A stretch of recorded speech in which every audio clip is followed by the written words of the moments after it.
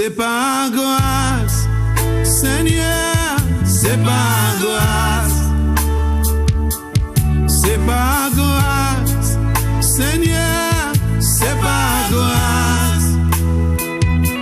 C'est par grâce, Seigneur, pour sauver moi. C'est par grâce, Seigneur, c'est par grâce. C'est par grâce. Amen. Encore welcome à vous tous. Encore sur le programme. C'est par grâce. Ouais. C'est par la grâce de Dieu. Alléluia que nous sommes là. Alors nous remercions le Seigneur que chaque jour il déverse encore sa grâce de miséricorde sur nous, sa compassion qui renouvelle chaque jour. Alléluia. Béni soit l'Éternel. Il est sur moi, il est sur vous. Amen. Béni soit l'Éternel. Alléluia. Et c'est la raison pour laquelle nous ne voulons pas prendre cette grâce qu'il nous a donnée à légère. Amen, amen, amen. Si tout quand il nous donne sa parole, nous voulons encore des partager avec vous. Et c'est la raison pour laquelle que nous sommes là. Amen. Et vous devez voir aussi que l'importance d'avoir et de connaître et partager la parole de Dieu. Parce que c'est ce que nous avons besoin, la grâce de Dieu.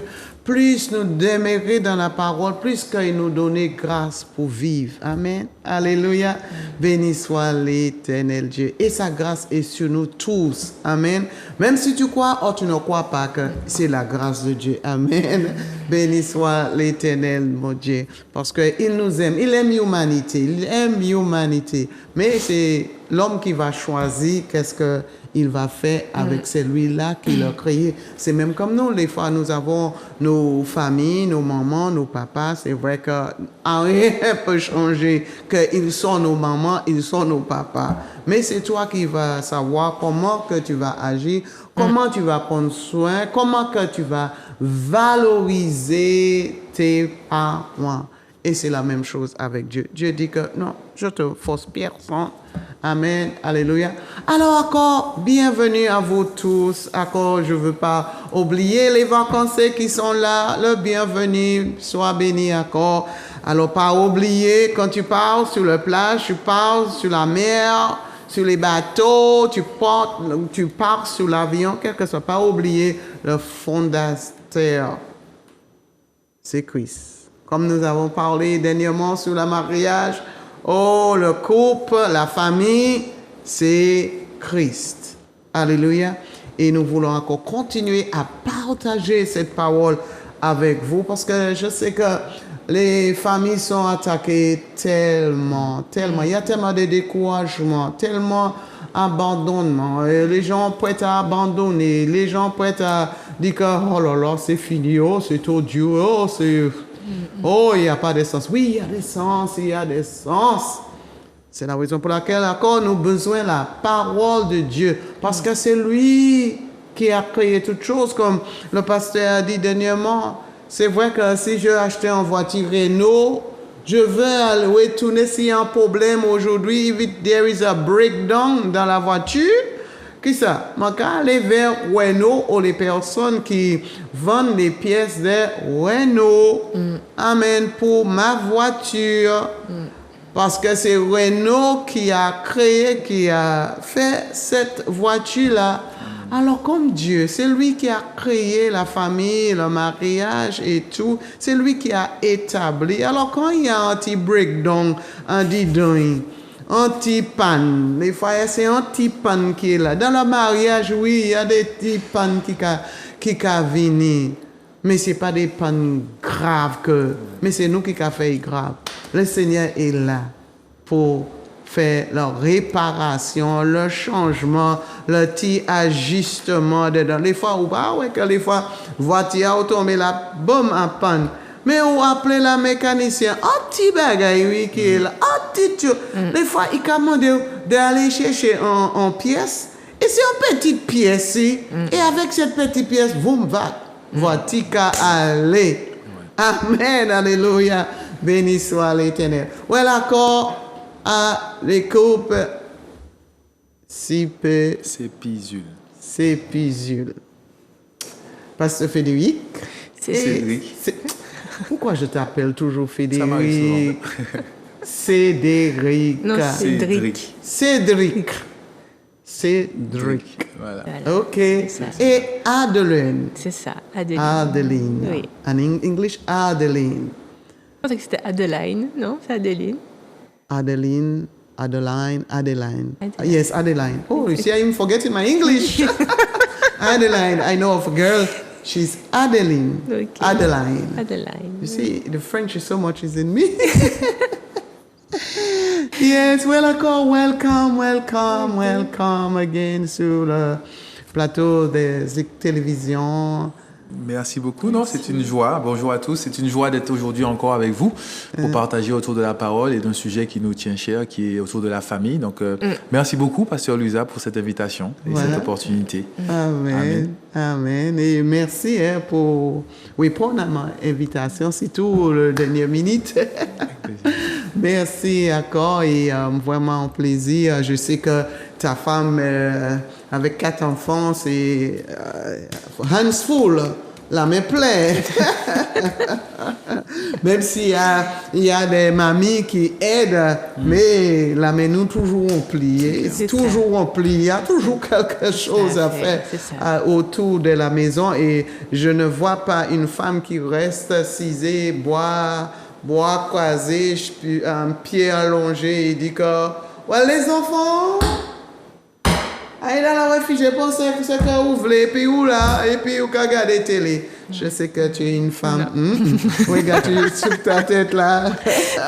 Ça n'existe pas chez moi. Ça n'existe pas chez toi. Ah non, c'est pas possible. Ah non, tu es une femme sérieuse. Hein? Oui, c'est une ça. femme qui est prête pour la famille, n'est-ce pas?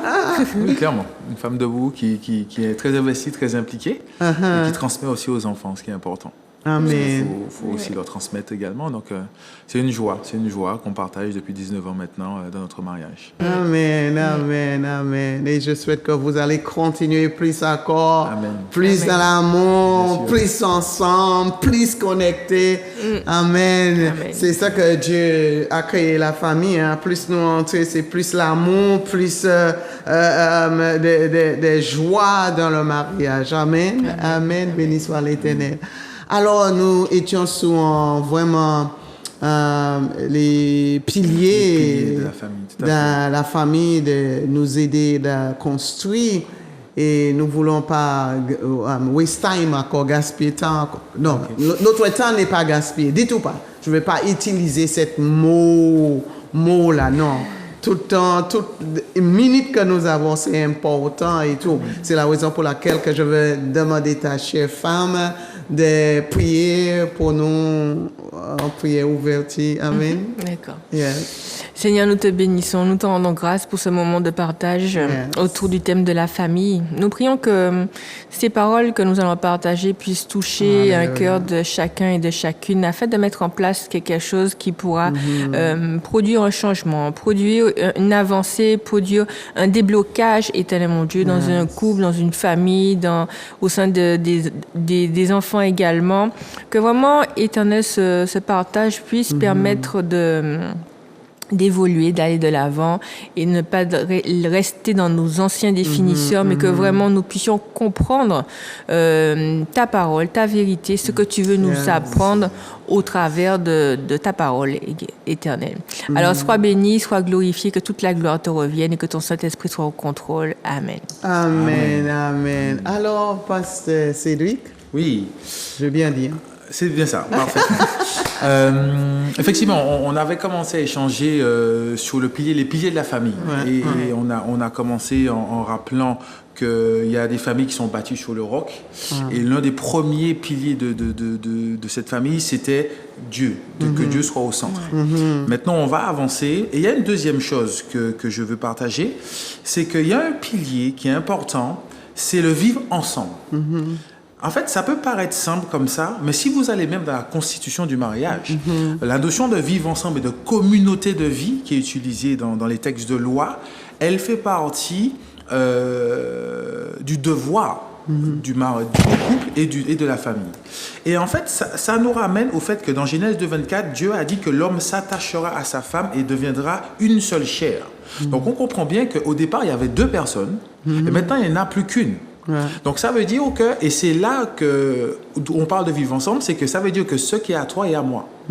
Ce qui est à elle est à moi, et ce qui est à moi est à elle. Ouais. Et il faut accepter cette pensée quand on rentre dans le mariage. Parce que des fois, on a des disputes dans les couples parce que chacun dit ça c'est à moi, ça c'est à moi. Non. Ouais. Dieu nous amène, à partir du moment qu'on rentre dans cette dimension du mariage, dans une pensée, on doit vivre ensemble. Et quand on parle de communauté de vie, ça veut dire que tout est mis en commun. Ouais. Il n'y a plus, c'est à moi. Par exemple, mon épouse et moi, on n'a pas de secret. Mon téléphone est là, elle connaît mes codes, elle connaît mes accès. C'est un choix. Ouais. Parce qu'on a pris la dimension que Dieu veut. Ouais. C'est-à-dire qu'on vit et tout est partagé, on vit ensemble. Et ce qui, Éphésiens 4:2 nous dit, à la fin du verset nous dit, en toute humilité et douceur, avec patience, supportons-nous les uns les autres dans l'amour. Ouais. Et c'est ça la notion de vivre ensemble. On doit, avec humilité, la Bible évoque avec douceur. Hein? C'est important pour nous dans les foyers, avec douceur, patience. Surtout celui-là. Surtout celui-là, on entend bien, avec patience, de nous supporter les uns les autres. Et c'est ça la dimension de vivre ensemble. Donc, accepter que on partage tout, on accepte qu'au départ, on ne pense pas de la même façon, on ne fait pas tout de la même façon, parce qu'on ne se rend pas compte. Mais une fois que on rentre dans le mariage, c'est là qu'on découvre vraiment sa partenaire ou son partenaire. Et comme on l'a évoqué la dernière fois, avec les années passant, celui qu'il était à 20 ans n'est plus le même à 30, n'est plus le même à 40, etc., etc. Donc, il change tout le temps. Et il faut apprendre à vivre ensemble avec également les enfants. Parce que c'est une expérience qu'on trouve. Quand les enfants arrivent dans la famille, ça chamboule tout. C'est vrai. Ça chamboule tout. Avant, on était mari et femme, tous les deux. C'était simple. Maintenant, les enfants arrivent. On devient mari et femme. Papa, maman. Ça change. Donc, il faut pouvoir apprendre à vivre ensemble. Ça, c'est un point que je voulais partager qui est précieux. Il y a un autre point qui est pas mal et que je trouve important. C'est la fidélité. Mais je ne vais pas aller dans le sens de la fidélité qu'on évoque souvent, puisque la Bible nous parle effectivement de ne pas commettre l'adultère. Effectivement, là, on parle de fidélité physique, entre guillemets. Mais la fidélité, je veux aller dans la notion de la qualité. C'est la constance dans les affections, les sentiments et dans les relations.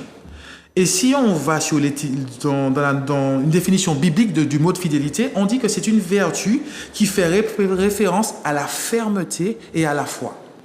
Et là, ça m'a interpellé. Je me suis dit, OK, mais qu'est-ce qu'on entend par là? On comprend bien que si on prend dans l'étymologie du mot, cette vertu en hébreu exprime la fermeté. En grec ou en latin et en français, elle est rattachée à la foi. Et en fait, c'est la notion, elle consiste à garder la foi donnée à une personne. Et en fait, ça me ramène à une chose. Au début, quand on est en couple, quand on décide de se marier, on a foi en notre partenaire. Même si aussi on a foi en Dieu, mais on a foi en cette personne-là. Et la fidélité, c'est rester ferme dans cette foi-là qu'on a eue. Elle est vraie aussi pour Dieu. On dit garde ferme notre foi en Dieu, mais dans le couple aussi c'est pareil. Parce qu'effectivement, la fidélité est souvent évoquée dans la notion on ne doit pas tromper. L'adultère, on connaît. OK. Mais si votre compagnon fait quelque chose et que vous commencez à douter de lui, vous commencez à murmurer sur lui, vous commencez à critiquer ce qu'il fait, là, vous n'êtes plus dans la foi que vous lui avez donnée au départ. Vous êtes dans le doute, vous rentrez dans l'incrédulité et limite, on commence à le critiquer. Non, la fidélité, c'est qu'on couvre.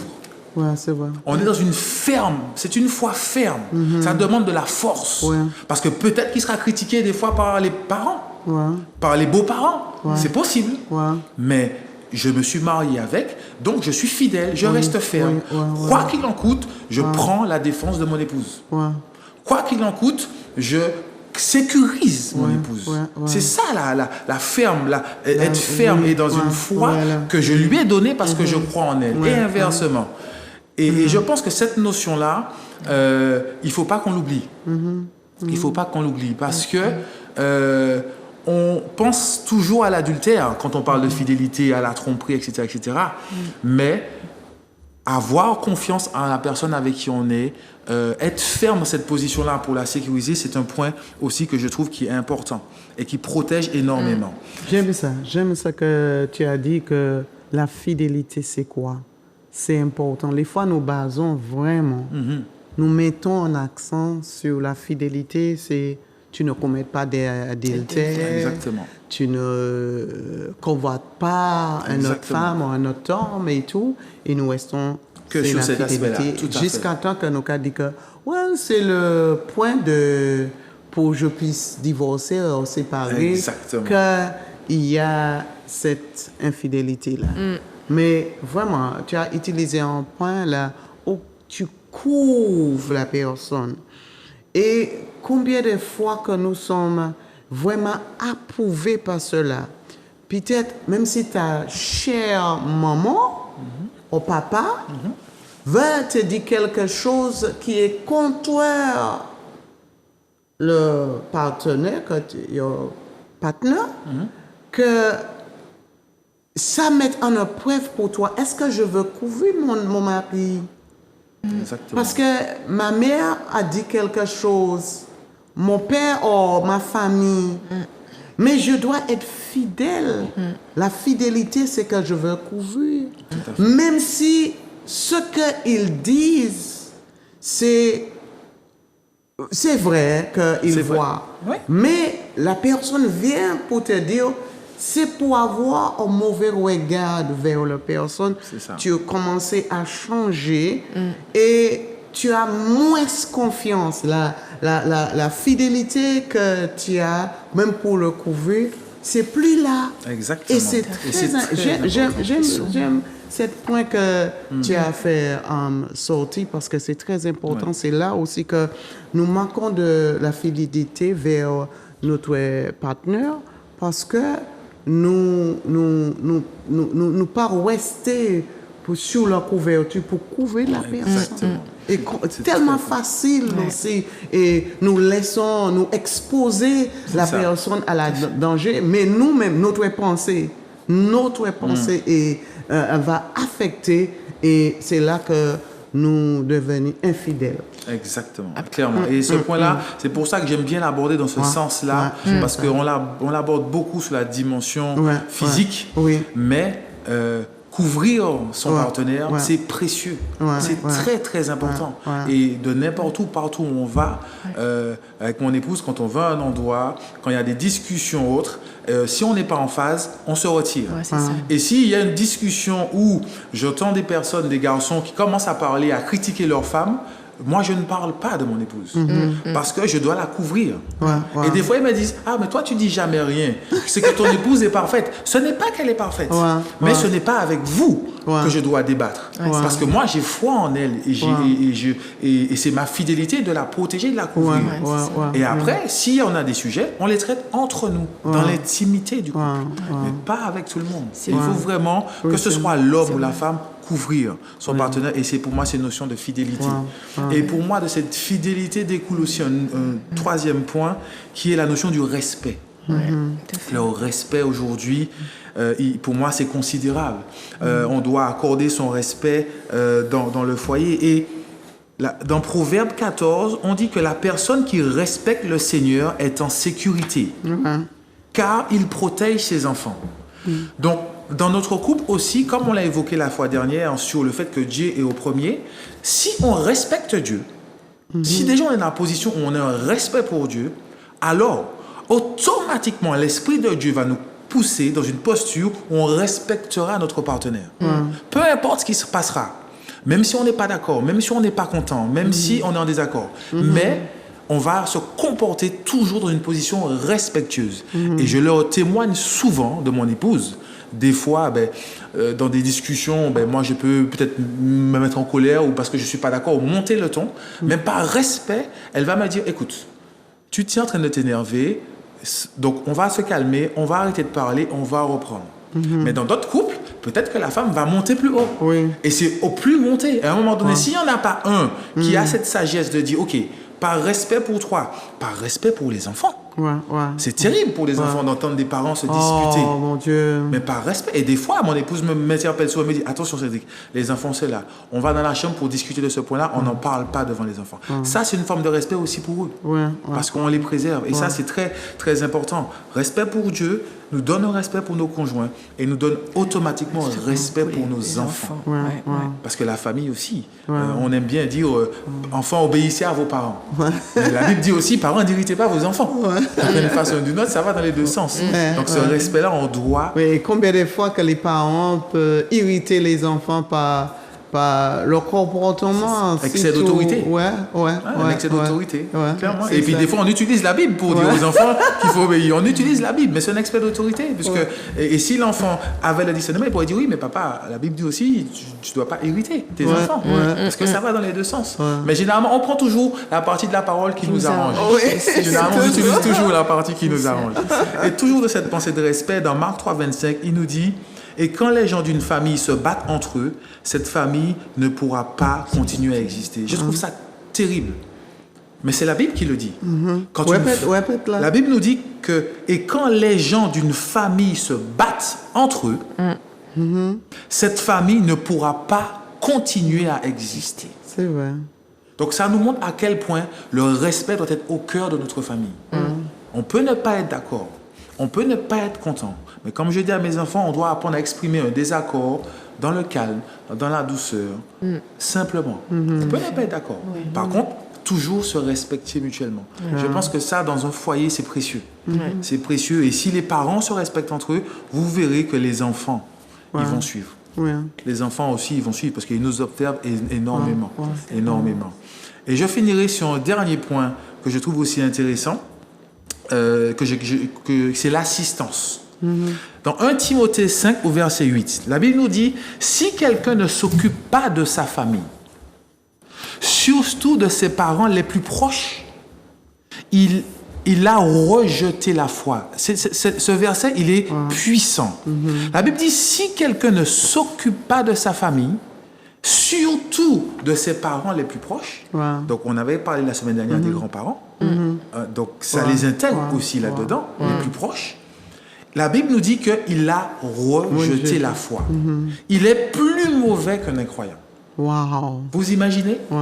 Et c'est ce que je trouve, je dis toujours, et c'est pour ça que la notion de témoignage que nous, les couples, on a, je pense qu'il est important, parce que je dis à mon épouse, à partir du moment qu'on marche avec Dieu, on doit être des modèles. Et si nous, à qui Dieu a donné l'amour, si nous, à qui il a eu le plus grand sacrifice en se donnant, par amour pour nous, si nous, en retour, on ne donne pas l'amour autour de nous, comment on fait? Et souvent, et je le dis souvent dans les églises, on a le sentiment que parfois, on donne l'amour dans l'église, entre frères et sœurs en Christ. Mais la Bible nous parle aussi de nos parents. C'est important. Je pense que c'est très important. Ok, peut-être que ta maman n'est pas convertie, peut-être que ton papa n'est pas converti, mais ça reste tes parents. Et la parole qui dit d'honorer ses parents existe toujours, elle s'applique encore. Donc la Bible nous emmène à nous dire qu'on doit pouvoir être ceux qui prennent soin de nos familles. Et c'est le sujet qu'on a vu la dernière fois en disant, des fois on part, on voyage, etc. Et puis on a des grandes personnes tout seuls. Et quand vous discutez avec eux, les enfants sont loin, mais on a la responsabilité d'assister ces personnes-là. Et ça va aussi dans notre couple. Vous savez, j'avais un couple missionnaire américain qui nous avait beaucoup aidé, parce que c'était un couple avec beaucoup d'expérience. Et on faisait des exercices pour les jeunes mariés. Et il nous disait, vous devez connaître le secret le plus enfoui de votre partenaire. Quel est son rêve? Quel est le rêve le plus enfoui de mon épouse et inversement? Il dit, à partir du moment que vous le connaîtrez, vous pourrez être derrière elle pour l'encourager à atteindre son objectif. Vous voyez? Parce que typiquement, il n'y a pas longtemps, je regarde un film où c'est une femme qui était en couple, et puis elle s'est mise à écrire. Mais tout le monde pensait qu'elle n'avait pas la capacité. Mais à la fin, son livre a eu un succès fou. Et tous les gens autour d'elle l'ont abandonnée parce que ils croyaient qu'elle n'était pas capable. Et ils ne l'ont pas encouragée à le faire. Ils se sont même moqués d'elle. Mais malgré ça, elle a réussi. Donc, si vous êtes en couple, vous avez un conjoint, une conjointe, vous devez savoir quels sont ses secrets les plus enfouis pour pouvoir l'assister, pour pouvoir l'encourager, pour pouvoir la pousser de l'avant. C'est pas, non, tu es ma femme, tu es à la maison, tu fais rien. Non, c'est quoi tes rêves? Et même pour le mari, si la femme connaît les rêves de son mari, elle pourra l'encourager. Elle pourra être cette aide dont la Bible fait référence. Mais si elle ne sait pas ses rêves, on ne sait pas c'est quoi qu'il a envie d'entendre, elle ne peut pas être dans cette posture d'assister et d'encourager son partenaire. Et c'est le dernier point que je voulais évoquer, qui sont des piliers qui sont relativement simples. Mais quand j'observe, quand vous discutez avec les couples, les difficultés qu'ils rencontrent, si ne serait-ce que ces piliers-là étaient traités, il y a beaucoup de choses que les couples éviteraient, les problèmes, les difficultés, parce qu'ils auraient le positionnement dont la Bible nous parle, en fait. Et donc je veux vraiment vous encourager tous des fois à regarder les choses simplement, parce que la Bible souvent nous donne des choses simples, mais nous on veut les complexifier. C'est vrai. On veut aller dans des choses... Non, mais Dieu, des fois, nous parle de façon claire. Mais bon, ça nous demande un effort à nous. Ou des fois, on n'a pas envie, ou on n'est pas prêt, ou on ne veut pas. Donc, je pense qu'il y a vraiment ces éléments. Et quand ces éléments sont bien établis, la famille est sur ce roc. Et peu importe ce qui se passe, peu importe ce qu'ils expérimentent, ils tiennent. Comme mon épouse est peut-être à une baisse de régime, comme je sais c'est quoi son rêve, je peux lui dire oui, mais attends, ne baisse pas les bras, t'as ça, mais non, mais tu es arrivé, mais non, mais tu es capable, mais oui, mais tu peux. Là, je suis en train de l'assister, l'encourager. Et inversement, elle me connaît, elle sait quand je suis bien, quand je ne suis pas bien. Et quand il n'est pas bien, quand vous savez qu'il n'est pas bien, si vous faites partie de ceux qui n'assistent pas, vous dites bon, il n'est pas de bonne humeur aujourd'hui, je ne lui parle pas, je vais être dans ce coin. Non, vous n'assistez pas. Non, on doit être dans cette notion d'accompagnement. Et la Bible dit, et celle-là m'a toujours interpellé, on doit s'occuper de notre famille. Et s'en occuper. Et ça va aussi pour les enfants. Des fois, quand les enfants grandissent, ils sont des fois un peu livrés. Nous, on en a 4, donc on sait, ils sont nombreux. Et les 4, ils sont tous différents. Donc ça veut dire qu'il faut prendre du temps avec chacun d'entre eux pour les aider, pour les accompagner, pour les faire se réaliser. Et pour qu'ils comprennent le plan de Dieu pour eux. Donc c'est du temps. Mais c'est notre devoir et notre responsabilité. C'est vrai. Donc voilà, je crois vraiment les familles à se focaliser dans ces éléments, à le vivre ensemble, la fidélité, le respect, l'assistance. Déjà, si on garde ça en tête et qu'on travaille pour ça au quotidien, il y a beaucoup de choses qui changeraient dans les couples. Et comme on a évoqué la fois dernière, et bien entendu, en tête, qu'on a Dieu au centre. C'est tout. Comme tu dis qu'il peut sembler simple, mais c'est quelque chose qui est difficile que nous ne retenons pas. C'est parce que aussi que je crois qu'il y a beaucoup d'égoïstes. Nous pensons à moi, mon sentiment, moi. Et nous ne vivons pas pour l'autre. Exactement. Nous voulons ce qui est là pour moi. What is there for me? Qu'est-ce que mon mari peut porter pour moi? Qu'est-ce que c'est moi qui est le... C'est vrai. Et c'est ça qui pose tous les problèmes là. Mais dans leur couple, c'est pour l'autre. C'est exactement ça. C'est pour l'autre. C'est même pas pour nous. C'est ça. Et quand nous avons un manque de respect pour l'autre, oh là là. Catastrophique. Surtout que... j'ai déjà entendu beaucoup les prédicateurs disent que si vous voulez déstabiliser un homme, disrespecter, pas on n'est pas respecté, oh là là, je crois que tu casses cet homme-là. Exactement. C'est toi qui vas me dire. Non, mais c'est la nature qui est dans un homme qu'il attend cet respect. C'est ça. Que sa femme aussi lui couvre. Tu vois, c'est important. Mais les fois, la femme ne voit pas ça. Parce que, surtout quand tu trouves une femme qui est égoïste, c'est ça. Cette femme-là qui est concentrée sur moi. Et c'est la raison pour laquelle c'est important. Aussi, c'est vrai que la femme va dire que c'est moi, j'ai besoin. À cause aussi de son passé. Ça, C'est ça. ce exact. qu'elle a Vécu. aussi vécu, C'est ça. que ça permet qu'elle demande beaucoup de son mari. Oui. Elle a marque de confiance en elle-même. Alors, ça va demander beaucoup L'investissement. à Cordel. Oh là là, c'est quelque chose aussi que... c'est là encore que nous avons besoin la parole, beaucoup d'instructions de la parole de Dieu pour vrai. vraiment aider. Les fois, les gens ne cherchent pas aussi.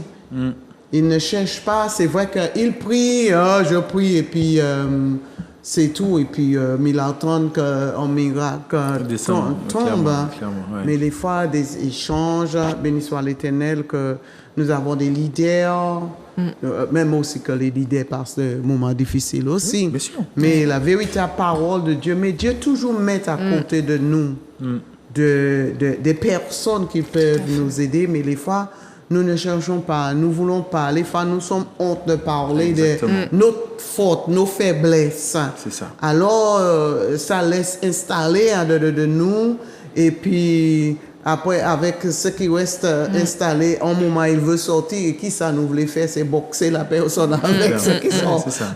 de nous, ce qui était installé de nous, c'est boxer une personne avec ça. Et qu'est-ce que... On peut rien faire avec ça. Et quand tu boxes la personne avec toute rien ton faire. blessure qui est de toi, qui est gonflé tellement, C'est clair. oh là là, tu à vas fait. donner un bon coup à la personne jusqu'à temps que tu fais la personne tomber, et toute la personne que tu entends pour aider, il est tombé. Ouais, c'est trop Parce que tu l'as donné tellement en boxe avec tout ce qui est de amertume. toi. Oui, C'est c'est ça, vrai. Exact. C'est- Exact. Mais C'est vraiment- c'est d'où cette notion de vivre ensemble au départ. Si on prend conscience de ça au départ, on réalise qu'il y a des choses à apprendre. Ouais, ouais. Comme tu évoquais, le mari arrive avec son passé, l'épouse arrive avec son Ouais, passé. ouais.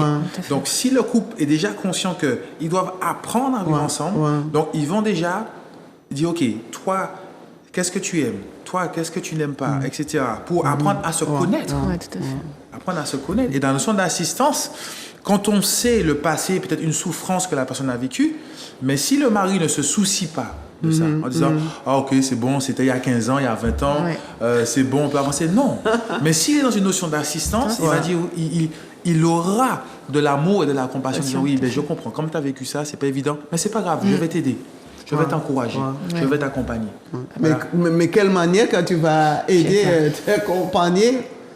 Il faut mettre en place un système de recherche pour savoir qu'est-ce que je peux mettre en place pour pouvoir accompagner mon partenaire. Après, c'est vrai que je rebondis sur ce que tu te disais par rapport à l'égoïsme. C'est vrai que quand on rentre dans le mariage, on repart avec on arrive avec notre passé plutôt, avec notre bagage, et on dit bon tiens voilà, qu'est-ce qu'on fait de ça? On ouvre les valises. Mais ce que je veux mettre en évidence, c'est que Dieu a donné en sacrifice son fils, et en fait je pense que la vie maritale, comme la vie de mère ou de père, c'est une vie de sacrifice. Il faut savoir sacrifier du temps, sacrifier son être, en fait, s'oublier un petit peu, parce que je ne vais pas dire qu'on a déjà vécu notre vie, mais en fait, là, on a fait le choix de s'accompagner de quelqu'un et de construire ensemble. Donc, quand on fait le choix de construire ensemble, c'est pas pour penser qu'à soi, c'est pour penser quelle est notre vision, qu'est-ce qu'on va faire demain. Et c'est vrai que quand il parlait du vivre ensemble, quand le couple se construit, que l'enfant arrive, le mari peut être jaloux parce que l'enfant prend sa place, entre guillemets, il a moins de temps, et enfin, le mari doit comprendre que l'enfant arrive, donc il y a une personne supplémentaire, et la femme aussi doit lui laisser son temps à lui. Et c'est vrai que c'est aussi important, cette notion de confiance en, comment on appelle ça, la fidélité.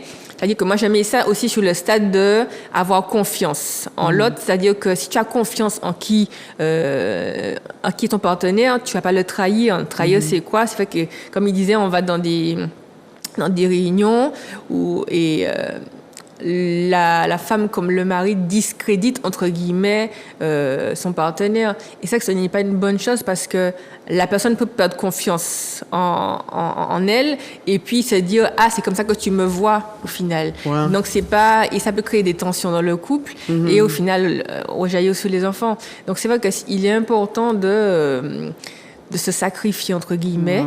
Pas jusqu'à s'oublier, mais de se sacrifier afin de comprendre que on a une part de choses à faire pour l'autre, et puis pour les enfants, et puis pour soi aussi, parce que si on a des blessures forcément du passé, il faut qu'on puisse les soigner, et puis aussi penser que on blesse l'autre par rapport à notre attitude, et on peut blesser aussi les enfants, et puis si l'autre a des blessures, il faut qu'on se consolide pour pouvoir former un couple solide, quoi. Donc voilà, c'est ça. Alors, on peut jamais encourager quelqu'un qui est blessé.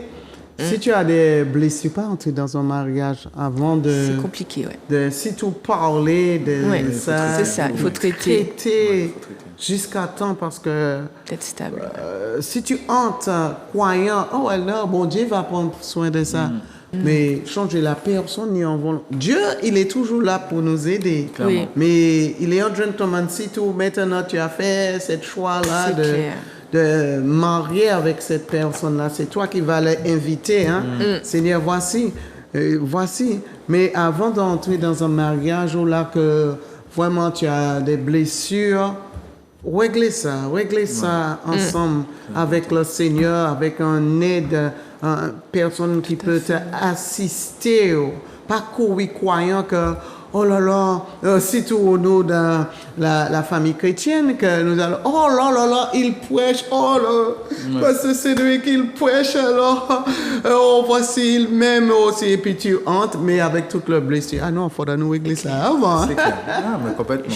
C'est très important. C'est très important. C'est très important. Après, peut-être qu'il y a un amalgame aussi, parce qu'il y a des gens qui doivent prendre la Bible à la lettre en se disant Dieu a guéri immédiatement l'aveugle, le paralytique, donc il peut me guérir instantanément de mes blessures, donc je peux rentrer dans le mariage comme ça, mais ça ne marche pas comme ça en fait. C'est vrai. Ça ne marche pas comme ça. C'est vrai. Ça prend un temps, il descend en toi, au fond de toi. C'est ça, exactement. Tu dois descendre encore, après, c'est pas simplement toi. Après, il y a des enfants qui viennent. C'est ça. Comment que... Ouais, ça fait remonter d'autres choses. Quand les enfants arrivent, ça fait remonter d'autres choses. Donc oui, c'est vraiment... tout ce qu'on peut traiter avant, il faut le faire. Et dans cette notion de confiance et de fidélité, notre expérience, c'est que pendant 3 ans, avant notre mariage, on a beaucoup discuté. On a discuté de beaucoup de choses, de qui nous étions, de ce que nous avons vécu, l'éducation, de notre vision sur comment on voyait les choses. On partageait le projet. Donc, et c'est vrai que rapidement, on voyait qu'on avait une vision commune. Des fois, quand je discute avec des jeunes couples, on s'aperçoit qu'il y a des questions d'avenir, ils ne sont jamais partagées entre eux. C'est juste, on s'aime, on veut se marier. Ok, et je dis, mais c'est quoi votre projet, c'est quoi votre vision? Et des fois, ils ne prennent pas ce temps. Et quand ils commencent à en discuter, ils voient qu'ils n'aspirent pas aux mêmes choses. Donc, pourquoi pas? Peut-être que ça peut fonctionner, mais on sait que c'est déjà des zones de tension qui peuvent apparaître pour la durée. Donc c'est pour ça que ces temps d'échange, se faire aider, et souvent dans les églises, il y a des couples référents, des pasteurs et des leaders de couple pour accompagner, pour discuter, pour se préparer. Et je crois que des fois, beaucoup d'entre nous, le mariage, peut-être Dieu tarde parce qu'il sait que, comme tu disais, que la blessure est tellement forte qu'en fonction du mariage dans lequel tu peux entrer, ça peut être un sujet de division et d'explosion. Et comme on a évoqué, notamment tous les points que j'évoque, ce sont souvent des points où on doit laisser la place à l'autre, faire pour l'autre. Donc ça, on doit se donner à l'autre dans le mariage. Donc, quand on a des blessures, c'est difficile de se donner. C'est difficile de s'ouvrir, ce qui est normal. Donc, si on ne traite pas ça, dans le mariage, des choses qui doivent être naturelles vont devenir compliquées parce qu'on voudra toujours se préserver.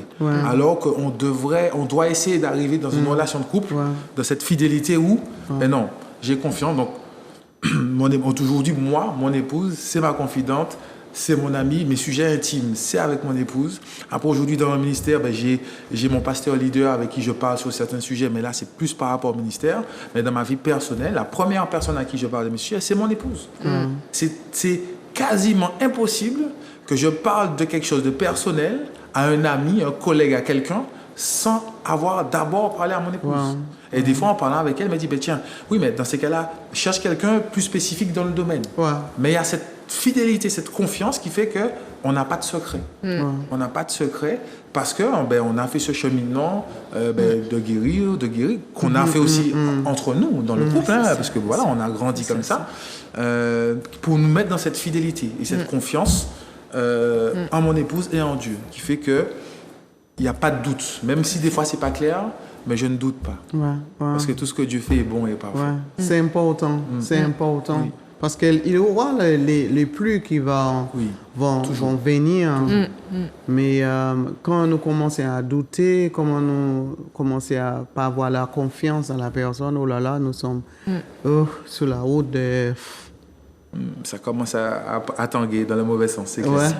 C'est sûr. C'est clair, c'est clair. Après, il y a une image qui me vient en tête, c'est que quand quelqu'un est blessé, elle va voir le médecin.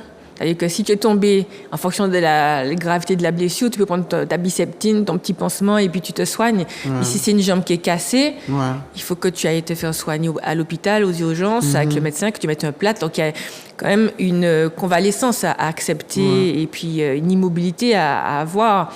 Et c'est vrai que si on rentre dans le mariage en fonction de la blessure qu'on a eue, si on a une jambe cassée qu'on n'a pas soignée, on peut boiter. Et puis, le partenaire qui voit ça, il peut se dire, là, je me cassais, le boiter, elle peut quand même m'accompagner dans ce projet-là ou dans cette circonstance-là.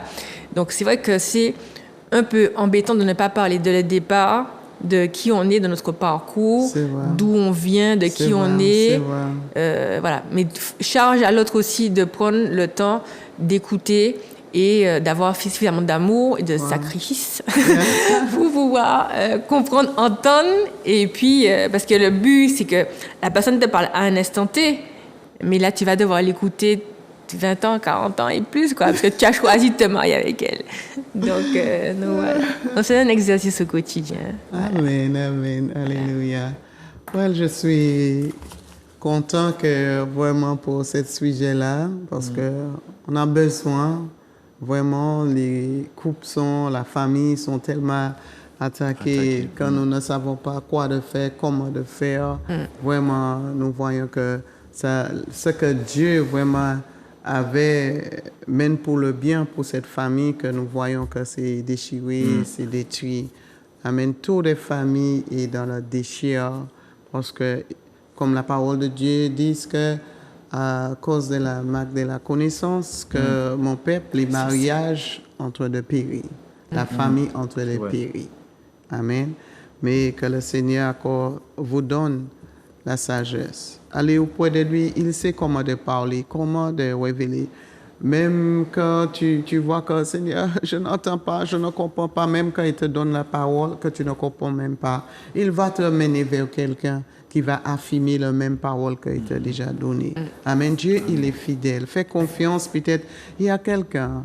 Je sais que le temps est un peu court sur nous là, mais tu passes des moments difficiles, tu ne sais quoi de faire, tu peux t'abandonner. Amen. Trouvez quelqu'un, trouvez un pasteur. Appelle-moi. Même si je ne peux pas arriver de toi, mais je peux peut-être trouver quelqu'un d'autre. Ne restez pas là et puis fais ton famille ou ton mariage venir dans la ruine. Non. Dieu, il est là. Il est là. Amen. Béni soit l'Éternel. Je bénis l'Éternel pour vos accords qui nous mettent encore des paroles pour les couples. Amen. Amen. Alléluia. Mais même à travers, ça peut aussi restaurer. Oui. Parce que c'est ça aussi que nous avons besoin de voir, la restauration dans les couples. Tout à fait. Amen. Et avec Dieu, pas sur nous-mêmes. Parce que lui, comme il a dit, première fondation, c'est avec Christ. Si Christ n'est pas dedans, si le Saint-Esprit n'est pas avec nous, nous ne pouvons rien faire. Amen. Alors nous invitons à mettre d'abord Jésus dans ton bac. Pleinement, pleinement. Amen. Les fois, les gens disent, mais Jésus est dans ma vie, mais je ne vois rien. Oh là là, il est là. Il est là. Jésus est toujours dans la bac. Quand il est dans la bac, même si les trompettes sont là, il est là. Vous allez traverser. Amen. Alléluia. Béni soit l'Éternel.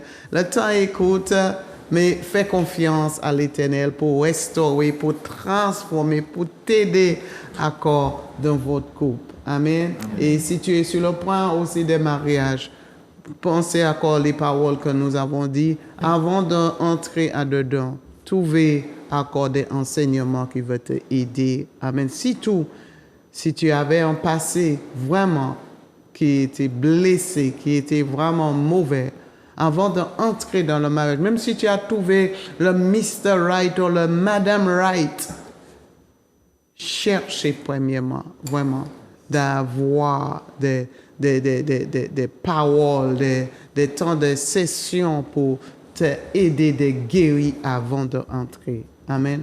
Si c'est ça que tu vas détruire quelque chose que Dieu amène pour le bien pour vous. C'était le plan parfait de Dieu, mais à cause de le manque de connaissances.